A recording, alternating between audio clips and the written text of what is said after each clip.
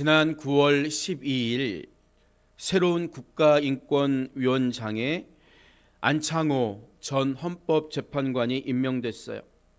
그런데 그분은 임명을 앞둔 청문회에서 진화론도 하나의 이론일 뿐 나는 창조론을 믿는다, 이런 소신 발언을 했어요. 그리고 보편적인 인권을 침해하는 차별금지법에 대한 반대 입장도 분명히 했지요. 그러자 민주당 김성회 의원은 안창의 후보자를 이슬람의 탈레반에 비유했고, 또 개혁신당 천하람 의원은 안창호 후보자를 가리켜서 당신처럼 기독교적 신념이 강한 사람이 국가인권위원장 자리에 앉는 게 굉장히 위험한 일이다, 이렇게 몰아붙이기도 했어요. 그런데 김성회 의원은 미국에서 신학을 전공한 사람이고, 천하람 의원은 목사님 아들입니다. 요즘엔 최재형 씨 같은 사람을 비롯해서 나도 목사네, 나도 신학자네, 기독교인이네, 이런 밑밥을 깔고서 전혀 기독교인답지 않은 행동과 발언을 하는 사람들이 주변에 너무나 많아요. 그들은 굉장히 중립적이고 상식을 지키는 그런 신용을 합니다. 하지만 하나님 말씀대로 사는 사람이 진짜 그리스도인이라고요. 어떤 직분을 가졌다고 해서, 신학을 공부했다고 해서, 아버지가 목사라고 해서 그 사람이 그리스도인 되는 게 아니에요. 우리는 잘 분별해야 합니다. 사람들은 흔히 진화론은 과학이고 창조론은 신앙의 영역이다, 이렇게 생각을 하는데 이것은 전혀 맞지 않는 이야기입니다. 왜냐하면 진화도 하나의 가설이고 이론이기 때문에 론자를 붙이는 거예요. 이론이라는 거죠. 물론 과학의 발달로 인해서 우리는 과거보다 많은 것을 증명하고 발견하게 된 것이 사실입니다. 진화론을 배우지 말자는 게 아니에요. 하지만 생명의 기원에 대한 진화론의 입장은 우연한 화학 반응에 의해서 무기물에서 생명체가 우연히 발생했고 결국엔 그 생명체가 사람으로 진화했다는 가설일 뿐이지요. 그러니까 창조론이나 진화론 모두 결국 무엇을 믿느냐는 믿음의 뿌리를 두고 있는 거예요. 그런데도 학교에서 진화론은 무조건 과학이고 다 증명된 것처럼 가르치고, 창조론은 특정한 신앙에 허구라고 못 박아놓고 가르치는 것은 문제가 있는 게 맞습니다. 또한 차별금지법 안에 독소 조항이 많다는 것은 기독교인뿐만 아니라 국민 대다수가 알고 있는 사실이에요. 우리나라 헌법 19조항은 양심과 사상의 자유를 보장합니다. 그래서 죽을 때까지 공산주의자에서 전향하지 않는 신영복 씨 같은 사람이 우리나라 대학 교수도 할 수 있었던 거예요. 대통령이 싫으면 얼마든지 반대하거나 풍자해도 괜찮습니다. 심지어 안티크리스천들이 원색적인 말로 교회와 기독교인들을 비하해도 아무런 제재를 받지 않습니다. 그런데 유독 나는 동성애를 반대한다고 이야기하면 법적으로 처벌한다는 게 헌법 정신이라든지 형평성에 맞습니까? 말도 안 되는 소리죠. 그리고 종교적 자유가 보장된 나라에서 특정한 종교적 신념이 강하다는 이유로 공직 임명이 부적절하다고 공격하는 것은 전혀 설득력이 없는 주장이지요. 만약에 어떤 정책에 대한 사항이 문제라면 그 정책을 가지고 논쟁해야지, 그 사람의 종교나 양심을 가지고 문제 삼는다면 그야말로 그들이 부당하다고 주장하는 차별에 해당하는 거예요. 그러니까 안창호 신임 국가위원장의 발언은 기독교인으로서 뿐만 아니라 상식을 가진 국민이 보기에도 전혀 문제가 되는 게 없습니다. 그것을 문제 삼는 일부 정치인들이 이상한 거죠. 제가 조금 무거울 수도 있는 이런 문제에 대한 이야기를 서론에서 꺼낸 이유는 우리가 정신 차리고 신앙생활하지 않으면 우리가 지금까지 지켜온 신앙과 복음이 가짜 신앙, 가짜 복음과 혼동되거나 흔들릴 위험이 있기 때문입니다. 지금은 성경대로 믿고 성경대로 살고 행동하면 근본주의로 몰아붙이는 시대예요. 심지어 자기도 기독교인이라고 주장하는 사람이 그런 행동을 합니다.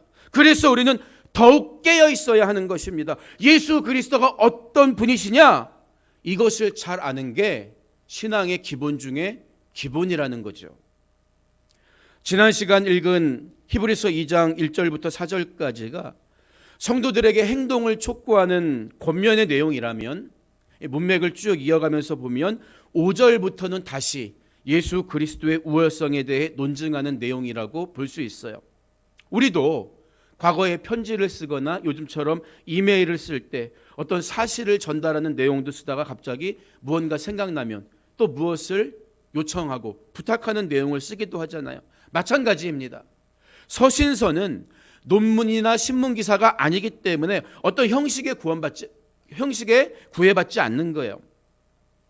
오늘 본문은 구원의 창시자가 되시며 부활의 첫 열매가 되시는 그리스도에 관한 이야기를 다시 서술해 가고 있어요. 그분은 우리를 구원하기 위해서 인간처럼 인성을 가진 인간의 몸으로 이 땅에 오셨다는 거죠.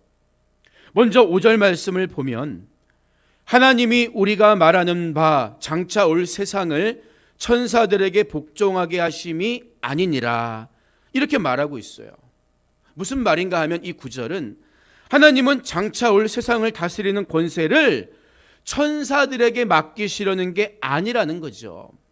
우리가 지난 히브리서 1장 14절에서 본 것처럼 모든 천사들은 섬기는 영으로서 구원받을 상속자들을 위하여 섬기라고 보내심이 아니냐, 이렇게 말한 바가 있어요.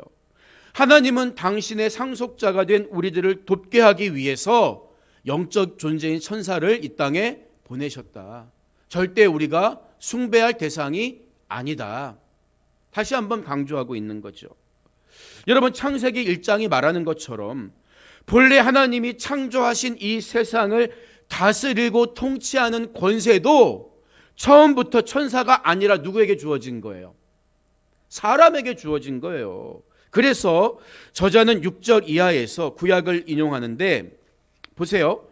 8절 전반부까지 그러나 누구인가가 어디에서 증언하여 이르되 사람이 무엇이기에 주께서 그를 생각하시며 인자가 무엇이기에 주께서 그를 돌보시나이까. 그를 잠깐 동안 천사보다 못하게 하시며 영광과 존귀로 관을 씌우시며 만물을 그 발 아래에 복종하게 하셨느니라 하였으니, 이렇게 이야기하고 있는 거예요.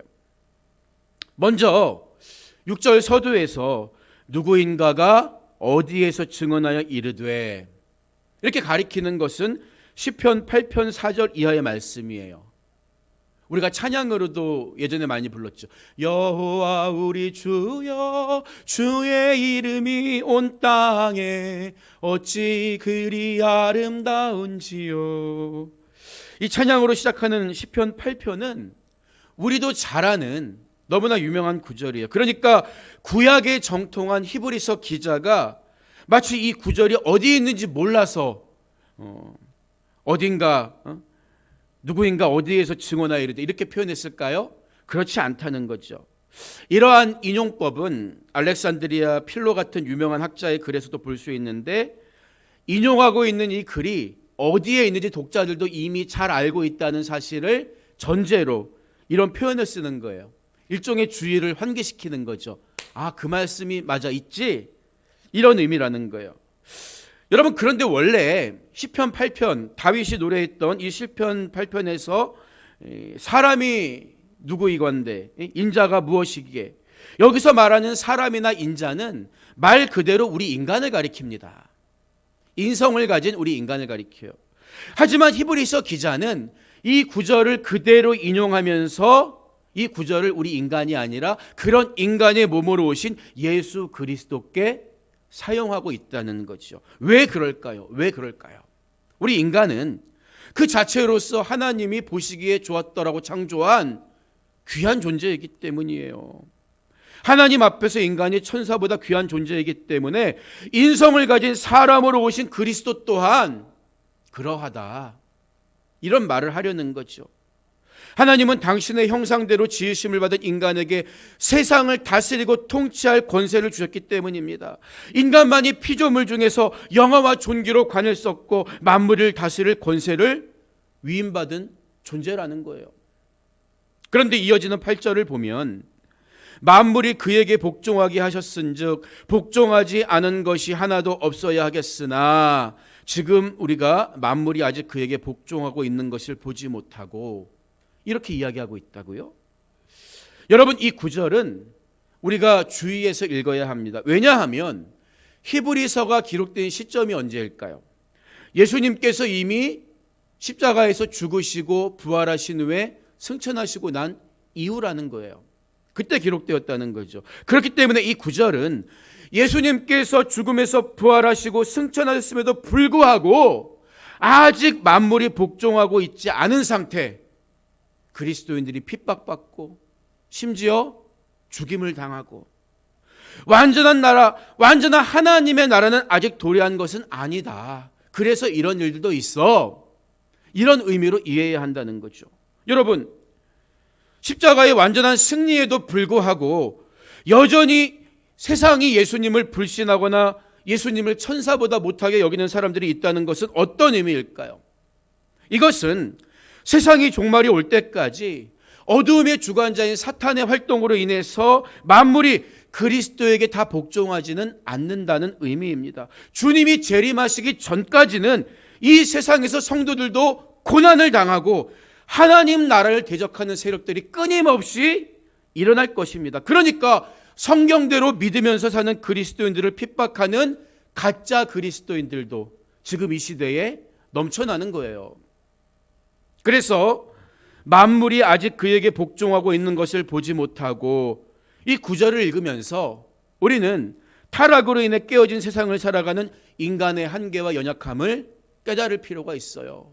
은혜로 구원받은 것처럼 하나님의 은혜를 구하고 의지하지 않으면 우리는 이겨낼 수가 없기 때문입니다. 겸손해져야 되는 거예요. 인간의 몸으로 오신 예수님 또한 사람들에게 조롱과 멸시를 받아야 했고 배반의 아픔과 고통도 다 경험하셔야 했습니다. 주님이 다시 이 땅에 오시는 날까지 여전히 복음 앞에 돌아오지 않는 사람도 있고 중간에 믿음을 포기하는 사람도 있을 수가 있습니다. 이처럼 신앙은 언제나 이미와 아직 사이에 긴장이 있는 거예요. 그러나 우리는 아무리 힘들고 어려운 일이 있더라도 내 안에 계신 성령의 도우심을 의지하면서 끝까지 구원을 완성해 가야 하는 거예요.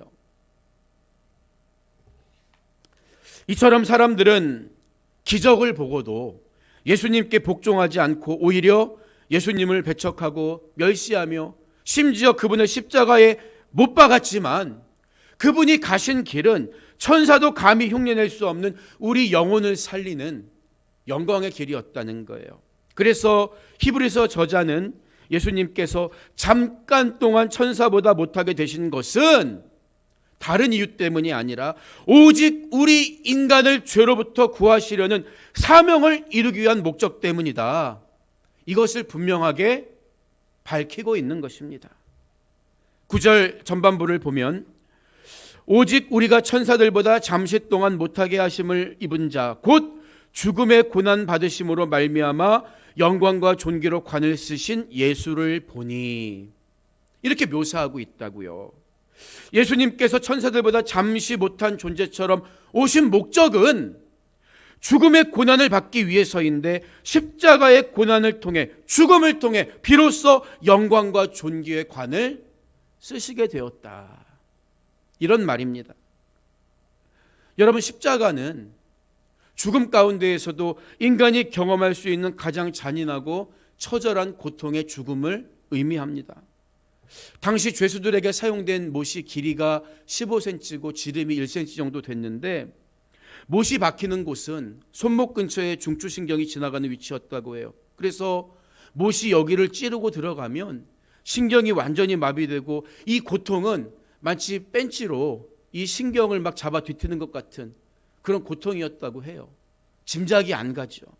그래서 그 고통을 사람이 이겨내기가 불가능하기 때문에 새로운 단어가 생겨났는데 익스크루시에이딩 이런 단어예요. 극심한 고통을 뜻하는 이 단어의 어원이 십자가로부터 익스크루시에이딩 이런 말이 생겨날 정도였죠. 그러니까 여기서 우리는 다시 한번 예수님이 인간의 몸으로 오신 인성을 가진 분이란 게 왜 중요한가? 이 사실에 대해 확인할 수가 있는 거예요. 만약에 예수님이 신성만 갖추신 완전한 신이었다면 신이 죽음을 맞이할 수 있습니까? 우리 대신 죽으실 수가 없는 거예요. 그래서 그분은 완전한 인성을 가진 잠깐 동안 천사보다 못한 존재로 보이는 인간의 모습으로 오신 거죠. 그런데 반대로 그분이 인성만 가진 존재라면 어떻게 될까요? 모든 인간은 다 아담 이래 죄 가운데 태어납니다. 만약 그분이 인성만 가진 분이라면, 인간에 불과하다면 죄가 있기 때문에 죄의 삭신 사망의 권세를 이기고 부활할 수가 없는 거예요. 그래서 그분은 성령으로 완전한 하나님으로서 이 땅에 태어나신 것입니다. 이처럼 예수님은 완전한 인간인 동시에 완전한 하나님이시기 때문에 죽었지만 죄가 없으신 거로 죄의 삭신 사망의 권세를 깨뜨리고 부활하셔서 우리 죄값을 다 지불하시고 영광과 존귀의 관을 쓰게 된 거예요. 하나님이 전능하신데 그냥 우리를 말로 용서하시면 안 됐을까요? 왜 그분의 아들이 처참하게 죽임을 당해야 했겠습니까? 이어지는 9절 후반부를 보면 이를 행하심은 하나님의 은혜로 말미암아 모든 사람을 위하여 죽음을 맛보려 하심이라. 이렇게 설명해 주고 있다고요. 모든 사람을 위하여 예수님이 말로 용서하지 않고 죽으신 것이 하나님의 은혜로 말미암은 사건이라는 거예요. 왜 그럴까요? 성경은 죄의 결과, 죄의 삭슨, 사망이라고 분명히 말하기 때문이에요. 사망은 하나님과의 영원한 단절을 의미합니다. 인간이 하나님을 만나도 죽지 않으려면 누군가 우리 죄 대신 죽어야 하는 거예요. 그래서 이스라엘 백성들이 과거 구약시대에 하나님께 나아갈 때는 반드시 대신 피를 흘리는 제물을 가지고 나아갔던 거죠. 죽어야만 살 수 있는 것이 하나님이 세우신 공의였기 때문입니다. 그렇기 때문에 성경은 예수님께서 죽음으로 가장 완벽한 제물이 되어서 하나님과 우리 사이를 이어주셨다고 말하는 거예요. 죄의 값인 사망의 값을 지불하심으로 공의를 이루신 예수님의 사랑이 우리의 영혼을 사망의 굴레에서 해방시켜 주신 것입니다. 하나님의 사랑과 공의가 수레의 두 바퀴처럼 굴러가는 것처럼 신성과 인성을 다 갖고 계신 예수님께서는 우리 사람의 죄를 대신해 죄값으로 죽으심으로 인해 우리에게 영원한 생명을 주신 거예요. 사실 예수님은 태초부터 계셨고 창조에 관여하신 성자 하나님이십니다. 한 번도 당신의 영광과 존귀의 관을 빼앗긴 적이 없었다고요. 그러나 하나님이 지으신 모든 것들이 창조의 목적대로 다시 회복될 때, 우리 안에 어그러진 하나님의 형상이 회복될 때 하나님은 영광 받으십니다. 그러니까 하나님의 승리는 잃어버린 영혼을 도로 찾아오는 것이죠. 하나님이 원래 만드신 인간의 회복, 이것이 하나님께는 영광이 되는 거예요. 그래서 모든 사람을 살리기 위해, 모든 사람을 위해 죽으신 예수님께서 영광과 존귀의 관을 쓰셨다. 성경은 일관되게 말해주고 있는 것입니다.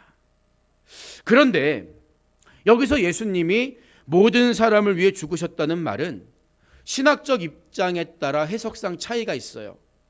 우리 감리교 신학에서는 보편적 속죄론을 믿지요. 즉 예수님의 죽음은 성경이 말하는 그대로 모든 사람을 위한 죽음이라고 고백을 해요.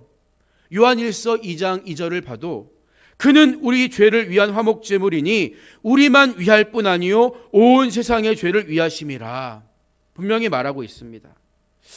하지만 제한적 속죄론을 믿는 장로교 신학에서는 예수님의 죽음은 애초에 선택받은 사람들만을 위한 죽음이라고 받아들입니다. 이렇게 두 가지 해석이 존재함에도 불구하고 결과는 큰 차이가 없어요. 왜냐하면 예수 그리스도께서 모든 일을 위해 죽으셨다 하더라도 결국에는 그것을 믿고 죽게 돌아오는 자들에게만 구원이 있기 때문이에요. 그런데 우리 감리교회가 믿는 보편적 속죄론을 오해하면 안 돼요. 어떤 분들은 이것이 마치 결국에 모든 사람들이 다 구원받는 게 아니야? 일종의 만민 구원설을 주장하는데 그렇지 않습니다. 모든 사람들이 구원받을 가능성이 열려 있지만 예수를 믿는 사람, 예수를 나의 구주로 고백하는 사람만 구원받는 거예요. 예수님은 모든 사람을 위해 피 흘리셨지만 회개하고 복음 앞에 돌아오지 않으면 아무 소용이 없는 것입니다. 그래서 이어지는 10절을 보면 그러므로 만물이 그를 위하고 또한 그로 말미암은 이가 많은 아들들을 이끌어 영광에 들어가게 하시는 일에 그들의 구원의 창시자를 고난을 통하여 온전하게 하심이 합당하도다. 이렇게 말하고 있죠. 10절 말씀은 본문의 주어를 잘 살펴가면서 읽어야 해요. 먼저 본문에 나오는 그는 성부 하나님을 가리키죠. 아버지 하나님. 그로 말미암은 이, 그리고 구원의 창시자는 성자 하나님, 이 땅에 인간의 몸으로 오신 예수 그리스도를 가리킵니다. 그러면 아들들은 누구입니까? 아들들. 그들은 믿음으로 말미암아 하나님 나라의 상속자가 된 하나님의 자녀, 곧 우리 같은 모든 성도들을 의미합니다. 예수님께서 모든 사람을 위한 죽음으로 이뤄낸 사건은 믿는 사람들, 많은 아들들을 이끌어 영광에 들어가게 하는 일이라는 거예요.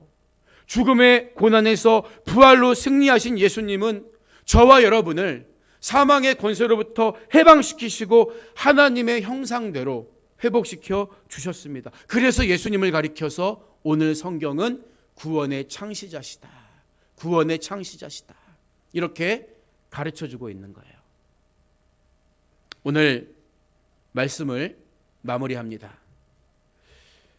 몇 년 전 코로나로 인해서 대면 수업을 진행했죠. 한 대학교에서 온라인 수업을 진행하던 때 있었던 일이래요. 교수님이 강의를 마치면서 매번 다음에 봐요, 이렇게 인사를 합니다. 그러면 학생들이 되게 감사합니다 답글을 달면서 수업이 끝났죠.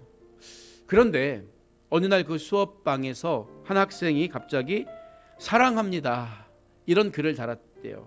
교수님이 깜짝 놀라서 나도 사랑해요 이런 답글을 달았다죠. 그때부터 이 온라인 수업방에는 사랑합니다 라는 말이 인사말이 됐고, 비록 얼굴을 마주하고 대면 수업은 못했지만 그 일로 인해서 교수님과 학생들 사이에 깊은 가족 같은 유대감이 생겨났다는 그런 이야기를 들었어요. 여러분, 원래 우리 그리스도인은 하나님의 사랑을 흘려보내는 사람들입니다. 그런데 어느 순간부터 사람들이 나에게서 그 사랑을 발견하지 못하게 된 게 아닐까요? 그래서 가짜 그리스도인들이 마치 진짜처럼 행세하고 다니는 것은 아닐까요? 성경은 사랑은 하나님께 속한 것이니 사랑하는 자마다 하나님으로부터 나서 하나님을 알고 사랑하지 아니하는 자는 하나님을 알지 못하나니 이는 하나님은 사랑이심이니라, 이렇게 말하고 있습니다. 여러분, 거짓과 증오는 사탄 마귀의 영역입니다. 하지만 사랑은 하나님의 영역이라고요. 하나님이 먼저 그 사랑을 우리에게 보여주셨잖아요. 우리는 그 사랑 앞에 진심으로 반응해야 합니다. 우리를 구원하기 위해 아들을 주신 그 사랑, 구원의 창시자가 되신 예수 그리스도의 사랑을 기억하시기 바랍니다. 시대가 악합니다. 우리를 미혹하는 거짓 영에 휘둘리지 말고 구원의 창시자인 예수 그리스도를 본받아 끝까지 하나님 사랑을 흘려보내면서 주님의 신부답게 살아가는 여러분 모두가 되시기를 주님의 이름으로 축복합니다.